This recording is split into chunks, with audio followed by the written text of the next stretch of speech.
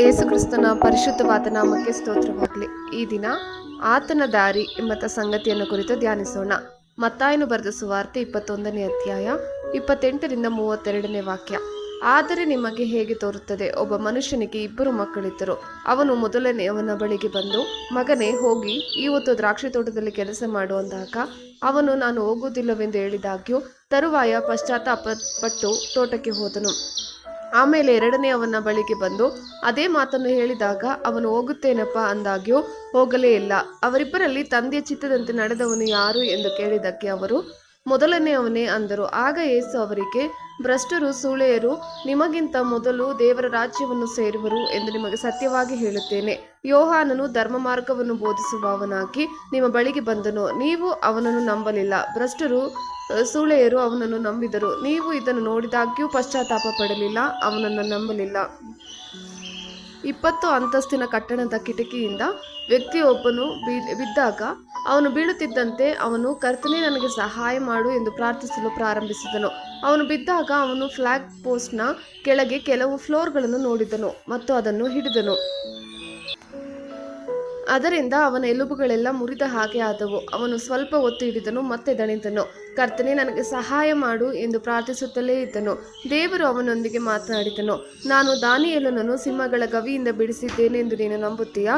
ನಾನು ನೆಬೂಕದ್ನೆಚ್ಚರನಿಂದ Shadrach, Meshach ಮತ್ತು ಅಬೇದ್ನೆಗೋವನ್ನು ಸುಡುವ ಬೆಂಕಿಯಿಂದ ಬಿಡಿಸಿದ್ದನ್ನು ನೀನು ನಂಬುತ್ತೀಯಾ ಎಂದು ಕೇಳಿದಾಗ, ಹೌದು ಕರ್ತನೇ, ನಾನು ನಂಬುತ್ತೇನೆ ಎಂದು ಹೇಳಿದನು. ಆಗ ಕರ್ತನು, ನಿನ್ನ ಕೈಯನ್ನು ಸಡಿಲ ಬಿಡು ಎಂದು ಹೇಳಿದನು.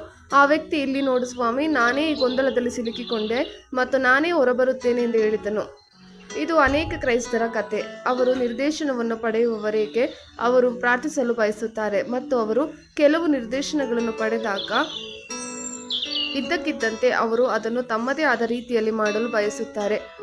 ಯೇಸು ಹೇಳಿದ ಒಂದು ಸಾಮ್ಯ, ತೆರಿಗೆ ವಸೂಲಿಗಾರರು ಮತ್ತು ವ್ಯಭಿಚಾರಿಗಳು ಸಮಾಜದಿಂದ ಹೆಚ್ಚು ಕಡೆಗಣಿಸಲ್ಪಟ್ಟವರು ಮತ್ತು ತಿರಸ್ಕರಿಸಲ್ಪಟ್ಟವರು ಸ್ವಾಭಿಮಾನಿಗಳಿಗಿಂತ ಮುಂದಿದ್ದಾರೆ. ಅವರು ದೇವರ ವಾಕ್ಯಕ್ಕೆ ಮತ್ತು ಬದಲಾವಣೆಗೆ ತೆರೆದುಕೊಂಡವರು. ಆಮೇಲೆ 2 ಪುತ್ರರ ಕುರಿತು ಯೇಸು 2 ಸಾಮ್ಯಗಳನ್ನು ಹೇಳಿದನು. ಇದು ದುಂದು ವೆಚ್ಚ ಮಾಡುವ ತಪ್ಪಿತಸ್ಥ ಮಗನ ಕತೆ. ದೇವರು ನಮ್ಮನ್ನು ತಂದೆಯಂತೆ ಪ್ರೀತಿಸುತ್ತಾನೆ ಎಂಬ ಅದ್ಭುತವಾದ ಒಳ್ಳೆಯ ಸುದ್ದಿಯನ್ನು ಬಹಿರಂಗಪಡಿಸುತ್ತದೆ. ದೇವರು ನಮ್ಮ ಪಾಪಗಳನ್ನು ನಮ್ಮ ವಿರುದ್ಧ ಹಿಡಿದಿಟ್ಟುಕೊಳ್ಳುವುದಿಲ್ಲ ಅಥವಾ ಆತನ ಪ್ರೀತಿಯನ್ನು ಗಳಿಸಲು ಏನಾದರೂ ಕಾರ್ಯಗಳನ್ನು ನಡೆಸಬೇಕು ಅಥವಾ ಮಾಡಬೇಕೆಂದು ಆತನು ನಿರೀಕ್ಷಿಸುವುದಿಲ್ಲ. ಆಮೇನ್. ಯೇಸು ಧಾರ್ಮಿಕ ಮುಖಂಡರನ್ನು 2ನೇ ಮಗನಿಗೆ ಹೋಲಿಸುತ್ತಾ, ಸ್ನಾನಿಕನಾದ ಯೋಹಾನ ಬೋಧಿಸುವ ಧರ್ಮ ಮಾರ್ಗದ ಮಾತುಗಳನ್ನು ಕೇಳಿ ನಂಬಿದ ಮತ್ತು ಪಶ್ಚಾತ್ತಾಪ ಪಟ್ಟ ತೆರಿಗೆ ವಸೂಲಿಗಾರರು ಮತ್ತು ವೇಶ್ಯೆಯರು ಸಹ ಈ ಪ್ರಮುಖ ಮತ್ತು ಶಕ್ತಿಯುತ ಧಾರ್ಮಿಕ ಪುರುಷರ ಮುಂದೆ ದೇವರ ರಾಜ್ಯವನ್ನು ಪ್ರವೇಶಿಸುತ್ತಾರೆ ಎಂದು ಹೇಳಿದನು. ಆಮೆನ್. ಹಲ್ಲೆಲೂಯ. ಆತನ ಮಾತುಗಳನ್ನು ಅನುಸರಿಸಿರಿ. ಮತ್ತಾಯ 21:31ರಿಂದ 32ನೇ ವಾಕ್ಯ. ಅವರಿಬ್ಬರಲ್ಲಿ ತಂದೆಯ ಚಿತ್ತದಂತೆ ನಡೆದವನು ಯಾರು ಎಂದು ಕೇಳಿದ್ದಕ್ಕೆ ಅವರು, ಮೊದಲನೆಯವನೇ ಎಂದು ಅಂದರು. ಆಗ ಯೇಸು ಅವರಿಗೆ, ಭ್ರಷ್ಟರು, ಸೂಳೆಯರು ನಿಮಗಿಂತ ಮೊದಲು ದೇವರ ರಾಜ್ಯವನ್ನು ಸೇರುವರು ಎಂದು ನಿಮಗೆ ಸತ್ಯವಾಗಿ ಹೇಳುತ್ತೇನೆ.